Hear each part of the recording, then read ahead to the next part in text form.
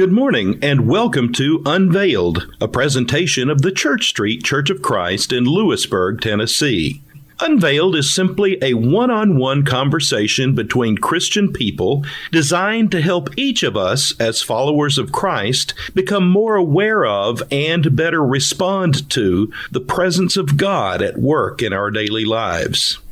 All right, today we're joined by Daniel George. And first of all, Daniel, thanks for being with me today for this radio program. And let's begin by just giving you a few minutes to tell our listening audience a little bit about yourself, if you would just introduce yourself to us.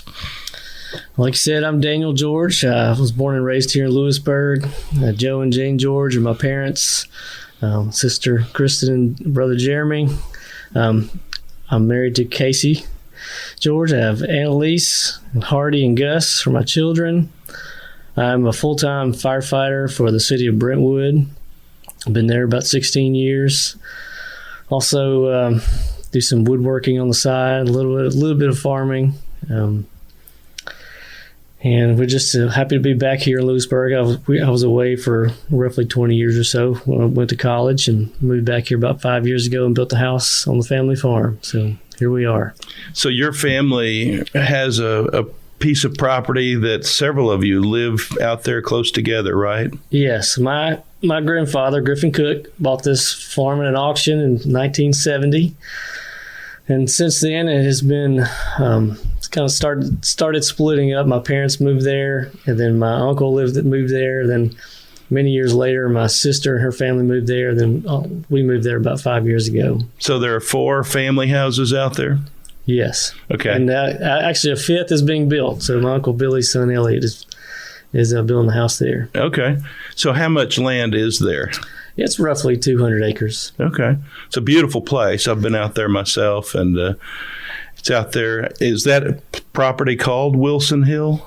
No. That area, I guess, is called Wilson Hill. I don't know if there actually is a specific hill that is Wilson Hill, but our property is not called Wilson Hill. Okay. So when did your parents move out there? I believe it was 1973. I think that's when they moved out there and started to build the house.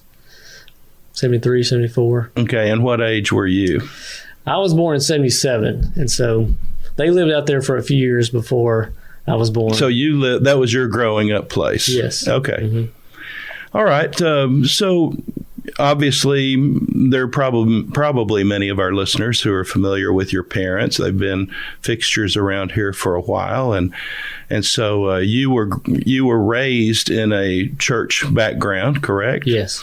So that makes for some interesting discussion. I think I was also raised with a church background, and it seems like an obvious thing. If you're raised in the church, then of course you've always had faith, but it doesn't necessarily work that way.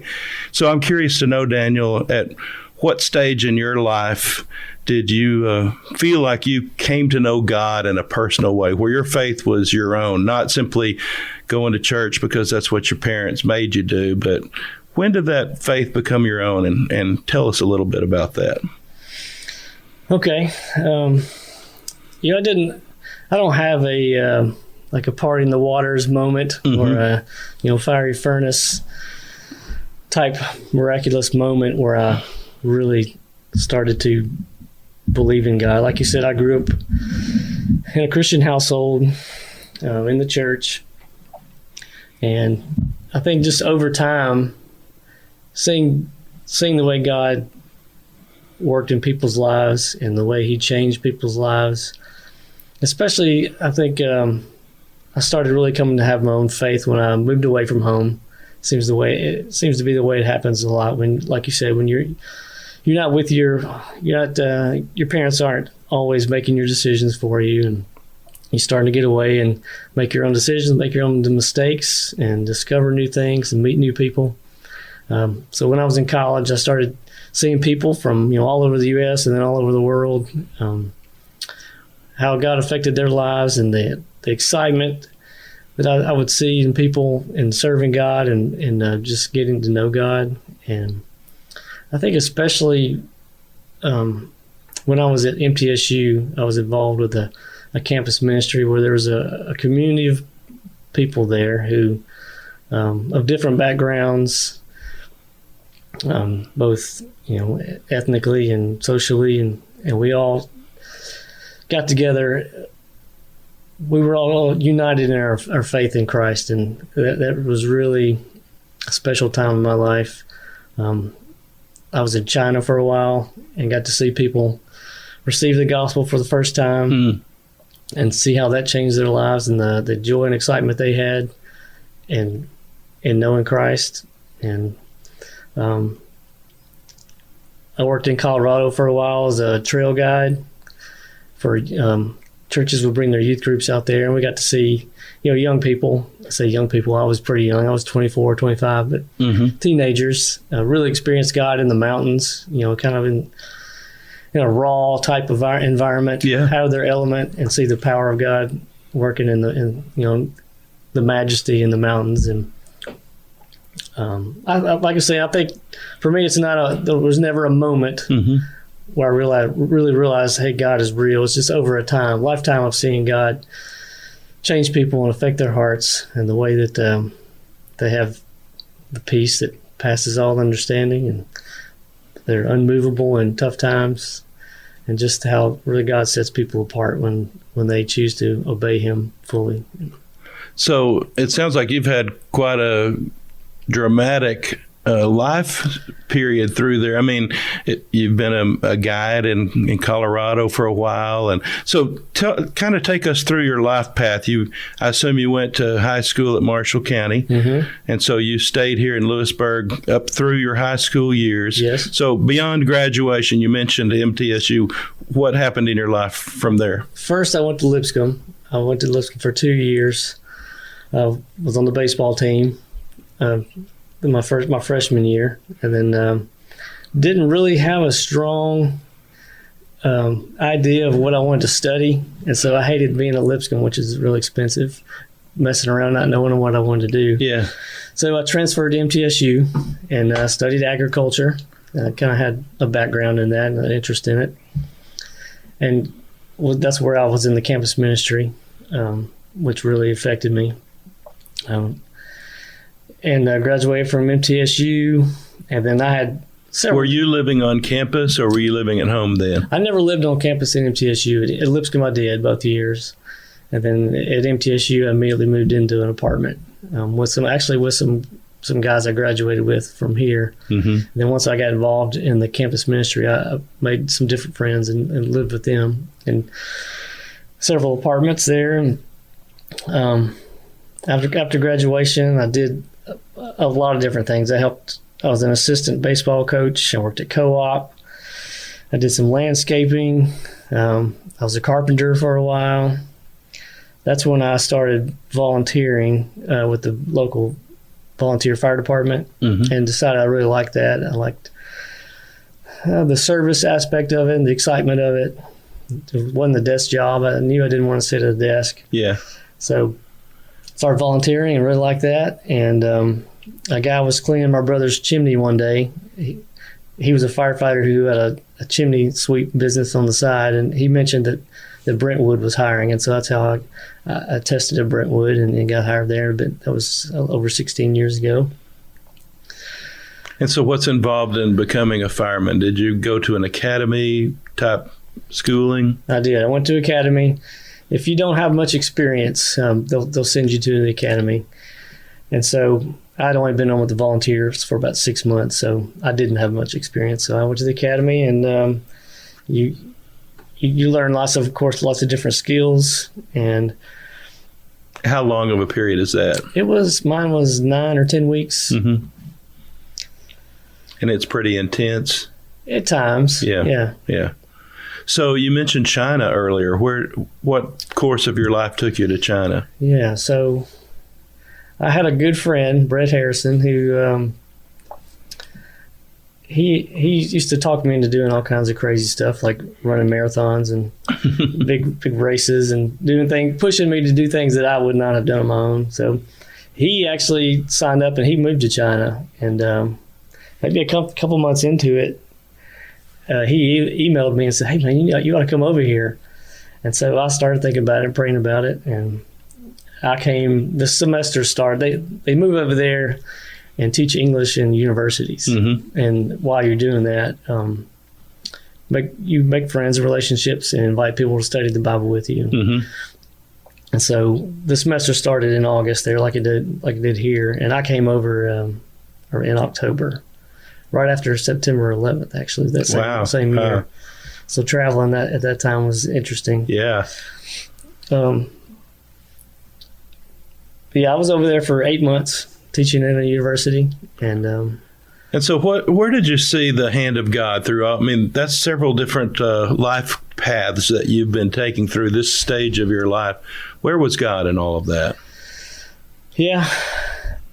I wish I could say that, I'm sure some people feel or see the hand of God moving maybe more clearly.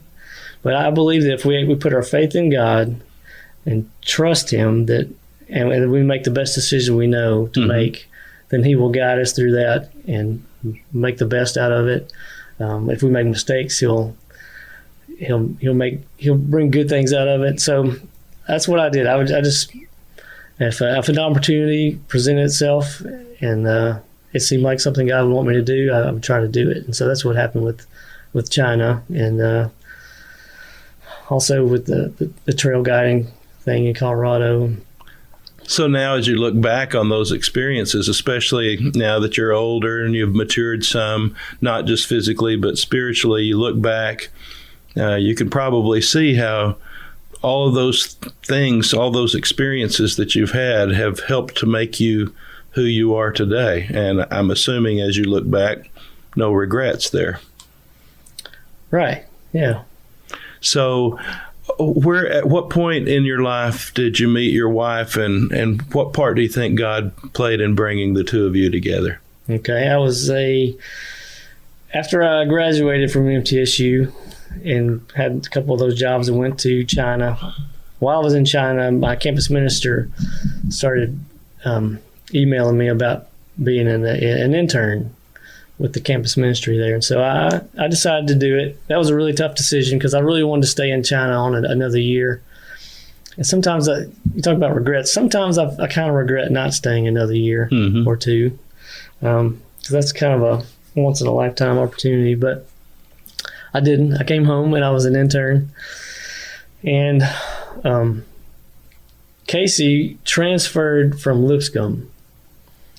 I guess it was my second year as an intern. But so I got to know her as a student. But first of all, the first time I met her, she walked into the Christian Center wanting to be baptized. And the campus minister was not there that day, or he was out doing something. And I guess I was the only intern around. So I was nominated to go baptize her because she didn't want to wait. And so we went over to the church building and I baptized her. And then over the next couple of years as an intern, I got to know her as just through group activities, playing tennis. And one particular time where she invited the whole group to come to her family's farm because her uncle raised shrimp. He raised crops and cows and everything else too, but he had these shrimp ponds, and she was inviting everybody to come to a shrimp harvest, which I'd never heard of. Yeah. It's very interesting. They raise freshwater shrimp.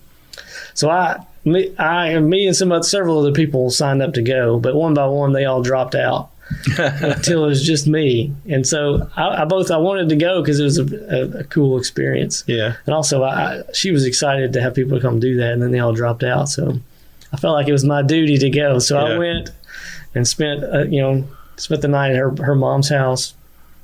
And we went to a shrimp harvest.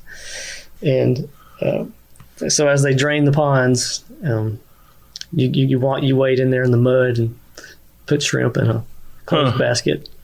So, but and where was that? That's in Paris, Tennessee. That's where she's from. Okay. So getting to know her through experiences like that, which God may have had His hand in that because I was the only one who went. And so I obviously got to know her pretty well over that weekend. And So what was her story that would bring her into the student center ready to be baptized? What had been happening? Was she raised in a church environment? She was, and actually she was baptized at a young age. Okay. And like me, in college, she felt like she wanted to be baptized for the right reasons, because she wanted to follow Christ, and not just a fear of going to hell. Right, right. So that's why she was baptized in college that day at the Christian Center. So after you went to the shrimp harvest, how long after that before you actually started dating her? I don't remember the timeline. It was still a while because I was an intern. She was a student. Yeah. It didn't feel like we ought to be dating, but it was a 2-year internship, and maybe the last semester of my internship, we started dating. So I think the shrimp harvest was earlier on. So where did you live since you've been married? Did you live in Lewisburg for a while at all then, or? No, we were at MTSU, and we lived after we got married. I already had a house that I remodeled there in Murfreesboro, and we lived there. And then the same friend I mentioned earlier and his wife were on a team to move to Africa to go be missionaries there, live there for about 8 to 10 years. And so we joined the team, and we were going to go move to Africa and be missionaries. And we sold the house and had our stuff in storage that we were going to move to Africa with. And the team, we were raising money, trying to get church support and being trained and going through all that process. And the rest of the team got the money they needed, and it was time to go, and they went. And we did not yet. For some reason or another, we did not find the support we felt comfortable moving over there with. And we also got pregnant with our first child, Annalise. And so I think the combination of those things influenced us to stay. And so we did not move to Africa. And so we ended up buying another house there in Murfreesboro, just outside of Murfreesboro, and living there until the time we moved here. So, did you feel like in any way God had closed a door there that appeared to be open for a while? It did feel that way because we feel like we tried hard. It was during a tough time economically for churches. It was around 2008 or 9 when the economy took a downturn. So a lot of churches didn't have a lot of excess money to give to a new missionary. Yeah. So, it did feel like God had closed that door because we wanted to go, we were prepared to go, and it just wasn't happening. So. Your friend and the other members of the group went ahead and went. Did they stay 8 to 10 years? There were 1, 2, 3. There were 4 families. We didn't go, of course. So the other 2 families are back now. One family started an orphanage, which is still in operation over there. And the family, my friend Brett and his wife, they're still there. And how long has that been for them? That has been, I guess, 11 years. Okay. So they're still, do they have any plans to return, or they're just going to stay there longer? They've just recently moved to a different city. It's to a slightly different work. And so they have plans to stay there. I guess it's kind of indefinite. And did you meet him at MTSU during the ministry years there? I met him at Lipscomb. He also went to Lipscomb, and he graduated from Lipscomb, but I transferred away, never really got to know him there. I think we played volleyball together a couple times. But then he came to MTSU as an intern while I was a student, maybe while I was a senior. He came as an intern. That's where we became friends. Okay. And went on several adventures together over the years. See, part of the reason for us even having this discussion is when you start talking about all these things that are happening in your life. I'm a big believer that there's no such thing as coincidence. And especially as I get older and hopefully more mature in my faith, I start looking back not only in my life, but in the life of people I meet and hear their stories. And I can't help but see the hand of God in all of that. And I don't think there's many of us maybe that while we're young, we recognize and say, well, God wanted me to do this, or God led me here. It's nothing dramatic like that.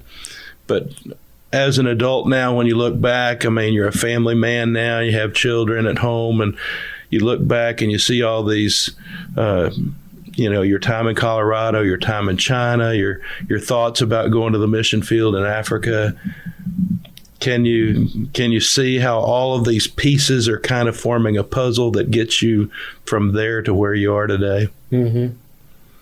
So, I mean, whenever you think even about this young lady that just happens to walk into the student center ready to be baptized, and that's your first introduction to your wife, I mean, it's just fascinating to me to see, as I listen to you, how God is connecting all these pieces. And again, maybe you don't feel it at the time, but He has a plan for you.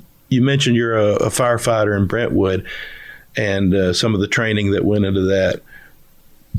What role do you think God played in helping you to choose that as your career?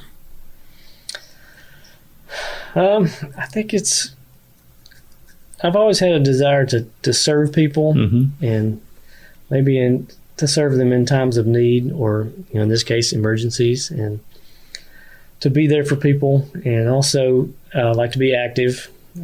And I was, when I started, I was young and I liked the excitement of it. And it was just something new, something I wanted to try. And so I did, and I liked it. And is it something you still enjoy? it is, yeah. So as I'm older, some of the activity is a little harder. But, yeah. But I still enjoy it. So whenever you think about your childhood and growing up in the church and then moving away for a while, and if I hear you correctly, it was during those years that really your faith was forming and becoming your own. And for some of our listeners that may not have had a growing up in the church kind of experience, that may seem odd. They may think, well, why do you need this formation time if you've always had church, so to speak? But I know the same is true for me. I grew up in the church, and we'd go to worship Sunday morning, Sunday night, Wednesday night my whole life. I never knew anything different. I was always very active, very faithful. But it probably for me wasn't until I left home, went to college, and started seeing that things don't just happen.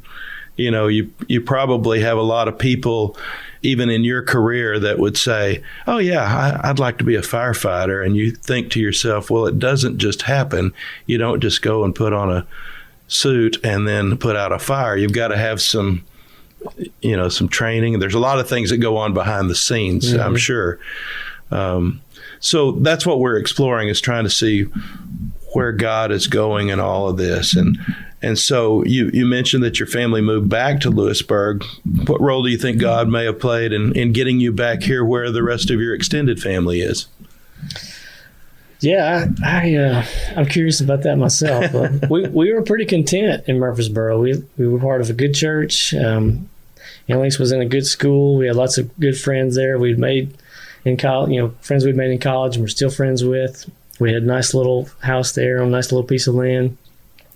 But I still remember one day Casey she mentioned moving back here and building a house on the farm, and it really surprised me because I thought she was pretty happy there, and she was, and we were content there. But something, I guess, was stirring in her and me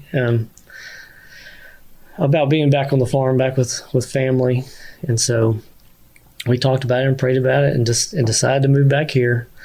And so I think God has had a hand in that. I'm not exactly sure what that is. Hopefully He'll use us to positively impact this community here.